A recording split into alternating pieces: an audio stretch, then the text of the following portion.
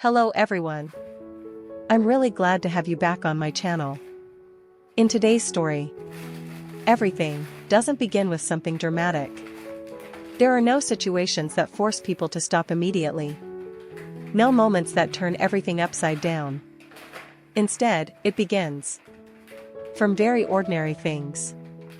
Things so familiar that sometimes people no longer notice them. Yet those very things are the most genuine part of life. A morning. Tiểu San wakes up, just like any other day. Nothing different. No obvious change.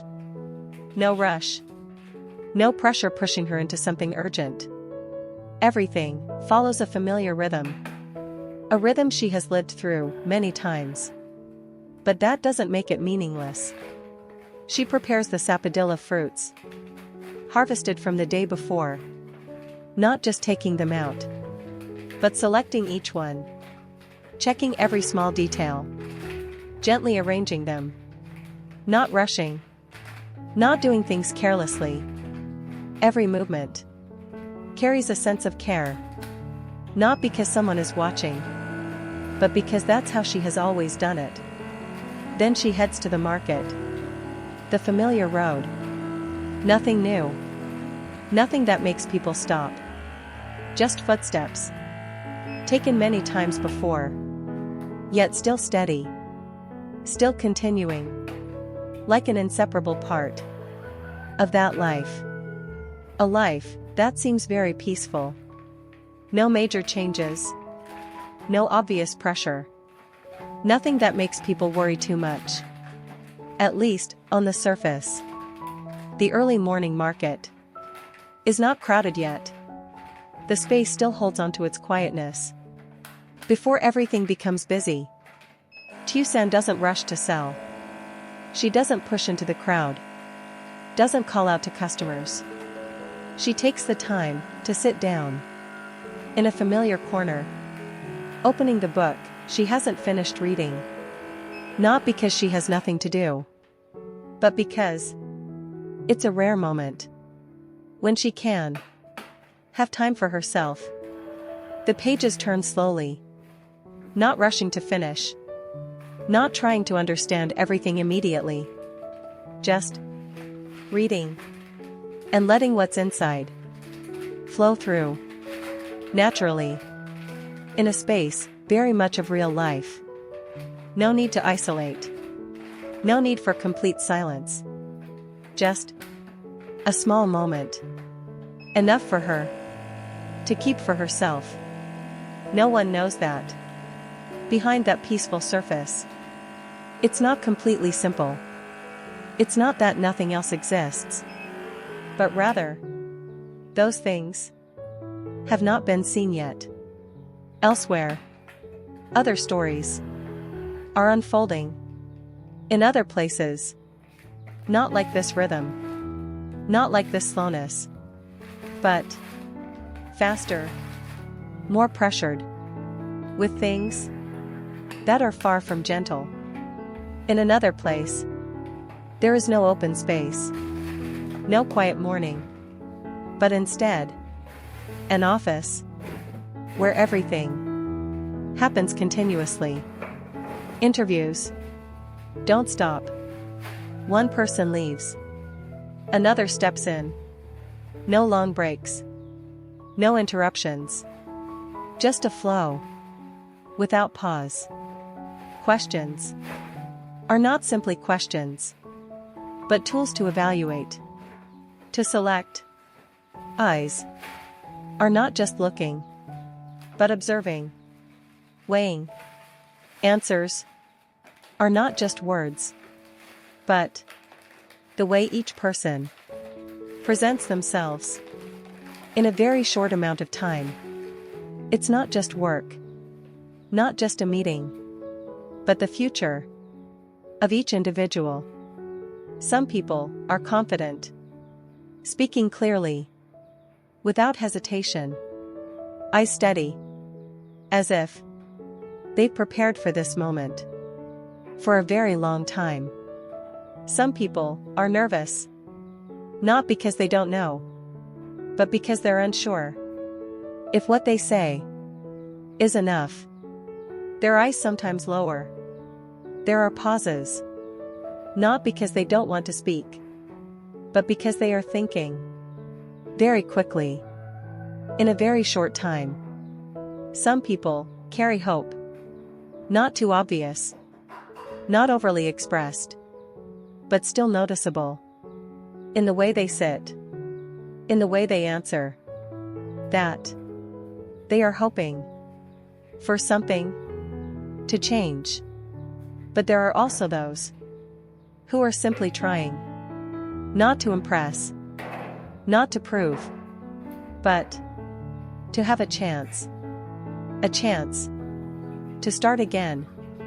It doesn't have to be big, doesn't have to be different, just enough to keep going. And within all of that, two spaces, two rhythms of life still exist, side by side. One slow, one constant, one peaceful, one pressured. Not completely opposite, but not the same either.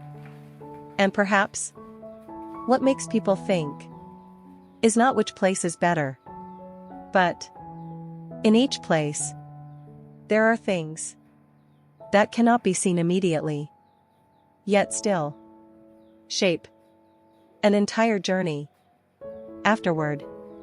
And then the story begins to shift in another direction. No longer holding on to that slow rhythm. No longer those gentle pauses. No longer the moments that once felt like they could last forever. Instead, a different angle. Less seen. Less mentioned. Yet undeniably present. No longer peaceful. No longer comforting. But a darker corner. Where everything is no longer as simple as it appears. It is the family of Tiểu San's ex-husband. A place that once had ordinary days. Once had familiar rhythms. But at this moment, everything is beginning to change. Not in a positive way. Not in a way that's easy to accept. But more tangled and heavier than ever. It's not just one problem. Not just a single incident. But pressures stacking on top of each other without pause. The former mother-in-law, a person who was once used to stability, who once trusted what she believed was right. But in just a moment, a single lapse. Not because of ignorance, not because of lack of thought, but because she trusted. A trust placed in the wrong place. It didn't take long. No need for obvious warning signs.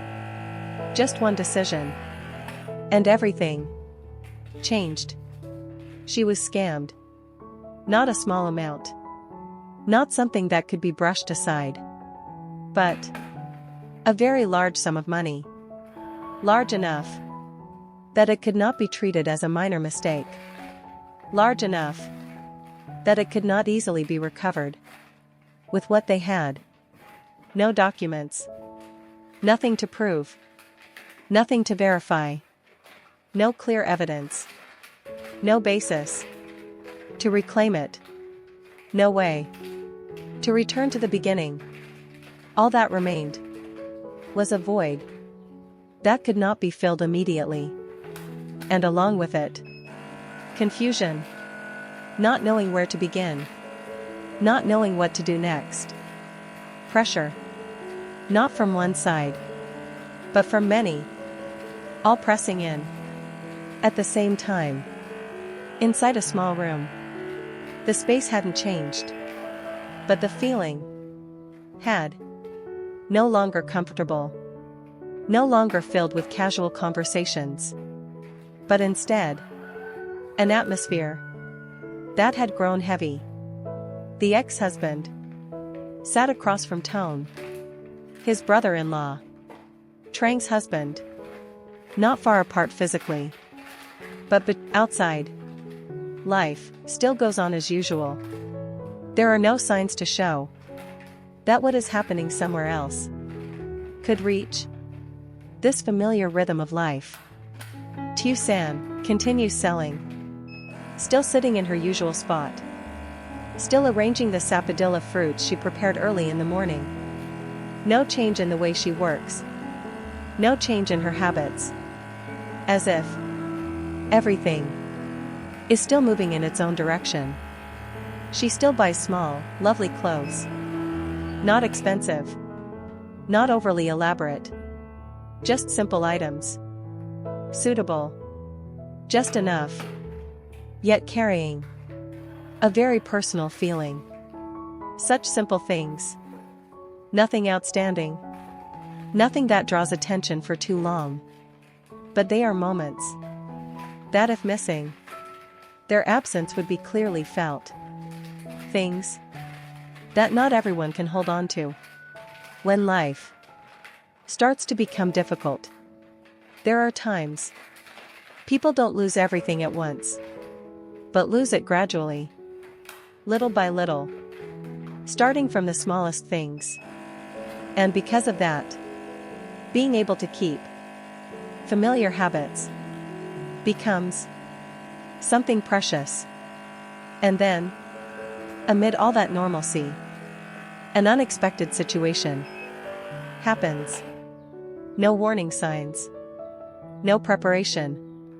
Just an appearance. A strange man. Unfamiliar. Not someone who usually shows up. No clear connection.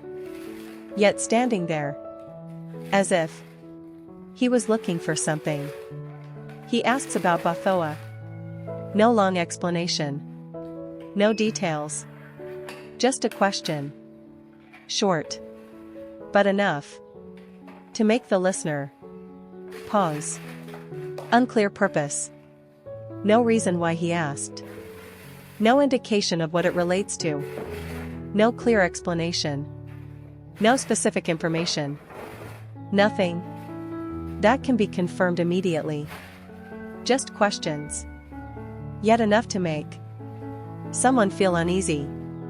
Not because the words are strange, but because of how they are spoken. His eyes, not simply looking, but observing, probing the way he speaks. Not rushed, not obviously tense, yet carrying a feeling hard to define, impossible to determine, impossible to understand immediately, yet enough to raise caution. Tieu San begins to notice. She doesn't react strongly, doesn't show it too clearly on the outside, but in the way she looks, in the way she responds, there is a change. She doesn't rush to trust. She doesn't assume everything is simple just because the words sound normal. She doesn't say too much, doesn't give information, doesn't reveal unnecessary things. She keeps a safe distance, not because of unreasonable suspicion, but because of a feeling that cannot be clearly explained, yet strong enough to make someone be careful. And then, after the conversation ends, after the man leaves, she doesn't let it pass as something ordinary. She doesn't treat it as something small, doesn't ignore it, but decides to tell everything to Hai. Not because she cannot handle it herself, but because there are things that, when shared, become clearer. Because some things at first glance seem small, nothing noticeable, no obvious danger, yet can become the beginning of something much bigger. Things that do not appear immediately, but come later. And if not noticed from the start, then by the time it's realized, it may already be too late. Today's story has no one completely right, no one completely wrong, no clear boundary to define who is right, who is wrong. Just people living in their own circumstances, trying to live, not to achieve something great, but simply to continue, trying to hold on to what they have. Not everything, not perfect, but the things that matter.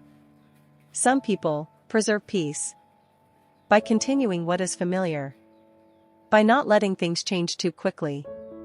Some people are struggling with hardship, unable to avoid it, unable to ignore it, only able to face it.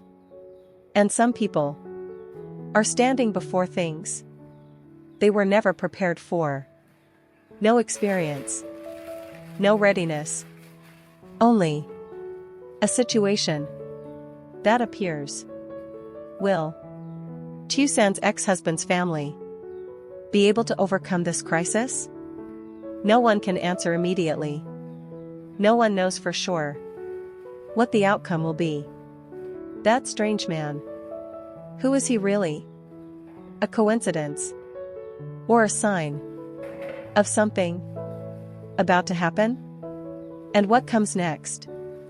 Will it continue the current rhythm, or pull everything in another direction? Questions without answers, yet existing so clearly. And this journey has not stopped. Stay tuned for the next parts. Xin chào tất cả mọi người đã quay trở lại với kênh của mình. Bây giờ thì mình đang làm video về câu chuyện của Tiểu San nha mọi người. Bây giờ thì mình vẫn đang làm thôi và cũng chưa có hoàn thành, và mình hy vọng là sẽ có thể hoàn thành video này sớm để có thể đăng tải lên cho mọi người. Thì cảm ơn mọi người rất là nhiều vì mọi người đã xem đến cuối video hôm nay. Thì video hôm nay Tiểu San đã có một người, đó là cái người thám tử mà ông Trung thuê để tìm bà Thoa và con trai, đến hỏi thăm vì chỗ Tiểu San đang ở là chỗ ở cũ của mẹ con Hải ngày xưa. Vậy thì liệu mọi chuyện tiếp theo sẽ ra sao? Liệu Hải sau khi biết có người đang tìm mẹ mình thì có phát hiện được ra về bí mật về việc bố mình đang đi tìm lại mình hay không, và diễn biến câu chuyện sẽ như thế nào, thì mình mời mọi người đón xem trong những tập tiếp theo. Và nhớ ủng hộ cho kênh mình bằng cách đăng ký kênh và bật chuông thông báo lên mọi người nhé. Tạm biệt mọi người.